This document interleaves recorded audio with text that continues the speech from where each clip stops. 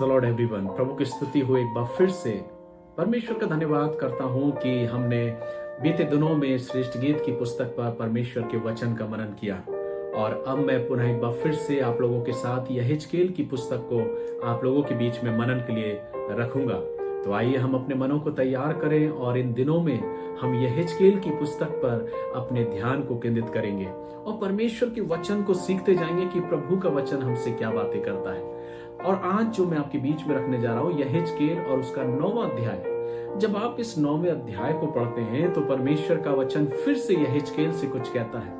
वचन कहता है, फिर उसने मेरे कानों में ऊंचे शब्द से पुकार कर कहा, नगर के अधिकारियों को अपने अपने हाथ में नाश करने का हथियार लिए हुए निकट लेकर आओ।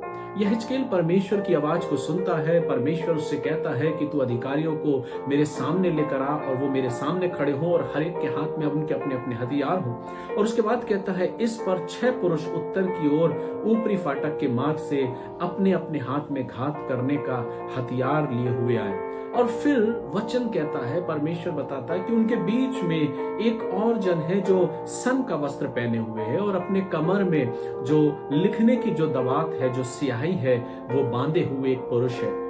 और उसको परमेश्वर आदेश देता है कि जो आहें भर रहे हैं। जब आप वचन को आगे बढ़ते हैं तो परमेश्वर का वचन कहता है, और उसने कहा कि इस यरूशलेम नगर के भीतर जाना और जितने मनुष्य उन सब घृणित कामों के करने के कारण उसमें किए जाते हैं, सांसें भरते हैं, अर्थात जो परमेश्वर को पुकार रहे, जो उन घृणित कामों को करना नहीं चाहते, उन घृणित कामों में इन्वॉल्व होना नहीं चाहते, जो उनको पसंद नहीं है। और तब परमेश्वर वहां पर यहेजकेल से इस बात को बोलता है कि जो सन का वस्त्र पहने हुए है, जो अपने कमर में स्याही को लिए हुए है, वो अपनी कलम से उन सब के माथे पर निशान लगाता जाए। और ये वे लोग हैं जो आहें भर रहे हैं, जिन्हें पसंद नहीं वो घृणित कार्य जो यरूशलेम में किए जा रहे हैं। तब वो सन का वस्त्र पहने हुए वो पुरुष जो अपनी कमर में स्याही को दवात को लगाए हुए है, उससे वो कलम से उस स्याही से हर एक के माथे पे निशान लगाता है। और जब निशान लगाता है तो परमेश्वर का वचन कहता है कि उसके पीछे पीछे उन हथियारबंद लोगों को भेजो कि जितने भी लोग जिनके माथे पे वो निशान नहीं, उन सबको वो मारता जाए। लेकिन यहाँ पर एक बहुत मुख्य बात लिखी हुई है। जब आप परमेश्वर के वचन को पढ़ते हैं तो वचन कहता है कि मेरे पवित्र स्थान ही से आरंभ करो। जब इस वचन को मैं पढ़ रहा था तो मैं इस बात पे सोचने पे थोड़ी देर ठहर गया कि परमेश्वर का प्रकोप जो है, परमेश्वर का जो दंड, जब परमेश्वर अपने दंड को प्रस्तुत कर रहा है तो वो क्या कहता है कि तुम आरंभ कहां से करो। वचन कहता है, परंतु जिस किसी मनुष्य के माथे पर वह चिन्ह हो उसके निकट ना जाना, अर्थात उसे कुछ हानि ना पहुंचाना। लेकिन आगे कहता है, मेरे पवित्र स्थान ही से प्रारंभ करो। ये बड़ा अद्भुत सा मुझे नजर आता है कि परमेश्वर का वो पवित्र स्थान जहां से वो आरंभ करने की बात करता है। और वचन कहता, अतः उन्होंने उन पुरनियों से आरंभ किया जो भवन के सामने थे। फिर उसने उनसे कहा, भवन को शुद्ध करो और आंगनों को शवों से भर दो, चलो बाहर निकलो। तब वे निकलकर नगर में मारने लगे। जब ये दृश्य यहेजकेल देखता है तो वो विचलित हो उठता है, और जब विचलित होता है तब वो कहता है, इजराइल और यहूदा के घरानों का अधर्म अत्यंत ही अधिक है, यहां तक कि देश हत्या और नगर अन्याय से भर गया। जब इस बात को हम देखते हैं तो परमेश्वर जो है वो बहुत ही पवित्र परमेश्वर है। वो किसी भी रीति से कोई भी ऐसे गलत कामों को देखना पसंद नहीं करता। और इसलिए जैसा कि वचन कहता है, वे घृणित कार्य कर रहे हैं, इससे परमेश्वर जलन से भर गया। और तब परमेश्वर का वचन कहता है कि वो आदेश देता, उन्हें नष्ट होने की आज्ञा देता है, उन्हें नष्ट करने की आदेश उनको देता है। और वचन बताता है कि जब ये सब कुछ वो देखता है तब परमेश्वर का वचन यहेजकेल के द्वारा इस प्रकार से कहता है कि तब मैंने क्या देखा कि जो पुरुष सन का वस्त्र पहने हुए था और अपनी कमर में दवात बांधे हुए था, उसने कहा कि जैसा तूने कहा वैसा ही मैंने किया है। लेकिन यहाँ पर जब ये सारी बातों को देखता तो वचन इस प्रकार से बताता कि यहेजकेल जो है वो इन बातों को देखकर बहुत पीड़ित होता है और तब वो अपने उस पीड़ा में आके परमेश्वर से बातें करता है। वचन यहाँ पर बताता है, इसलिए उन पर दया ना होगी, मैं कोमलता ना करूंगा, वरन उनकी चाल उन्हीं के सिर लौटा दूंगा। और तब ये 9वां अध्याय समाप्त होता है। परमेश्वर आदेश देता है, अपने दंड को लाता है और उनको अपनी आज्ञा के अनुसार अपने दंड को उनके ऊपर प्रकट करता है, जो अपने जीवन में घृणित कार्य कर रहे थे।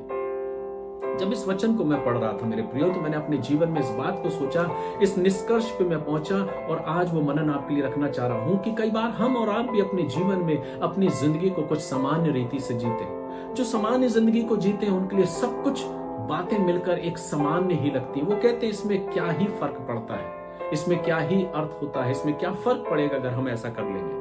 फर्क तो बहुत पड़ता है मेरे प्रियो, लेकिन जो विशेष लोग हैं उनके लिए सब बातें सामान्य नहीं होती हैं। वे जानते हैं कि परमेश्वर को क्या पसंद है और क्या नहीं है। इसलिए अपने दैनिक जीवन में हमें अपने आप को बड़ी सोच समझ के अपने दिनचर्या को व्यतीत करना चाहिए। अक्सर हम इस बात को बोलते हैं कि परमेश्वर कैसा परमेश्वर है जो दया को प्रकट नहीं करता। मेरे प्रियो, परमेश्वर ने अपनी दया को प्रकट किया। परमेश्वर अपनी दया को प्रकट करना भी चाहता, लेकिन वचन बताता कि न्याय के दिन जिस प्रकार से जज अपनी कुर्सी पर विराजमान होता है और उसके लिए उसके सामने खड़े हुए लोग, चाहे वो अपराधी हो चाहे ना हो, लेकिन वो न्याय करता और एक सही न्याय करता है, वो पक्षपात नहीं करता।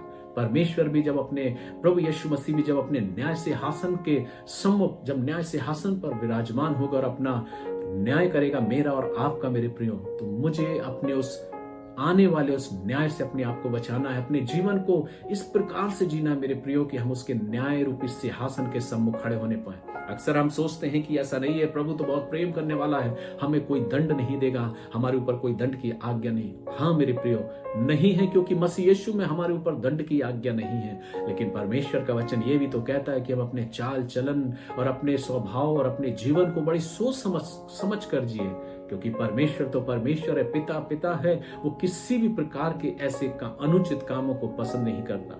इसलिए मैं इस वचन के द्वारा इस निष्कर्ष पर पहुंचा मेरे प्रियो कि मुझे और आपको अपने जीवन के विषय में बहुत सचेत रहना है, सजग रहना है, वो करना है जिससे परमेश्वर प्रसन्न होता है। ये नहीं सोचना है कि हर बातें सामान्य बातें हैं, लेकिन हर बातों को सोच समझकर अपने विवेक से काम लेना है और वो करना है जिससे परमेश्वर प्रसन्न होता है। प्रभु हम सबों को सूझबूझ और समझ दे कि हम अपने जीवन में पूर्ण पवित्रता के साथ अपने जीवन को जिएं और प्रभु की महिमा करें। May God bless you. प्रभु आप सबों को इस वचन के द्वारा आशीष दे और हम अपने जीवन को ऐसे जिएं जो प्रभु को भाने पाए और न्याय के समय हम उसके सम्मुख पूर्ण पवित्रता के साथ खड़े रहने वाले हो सके।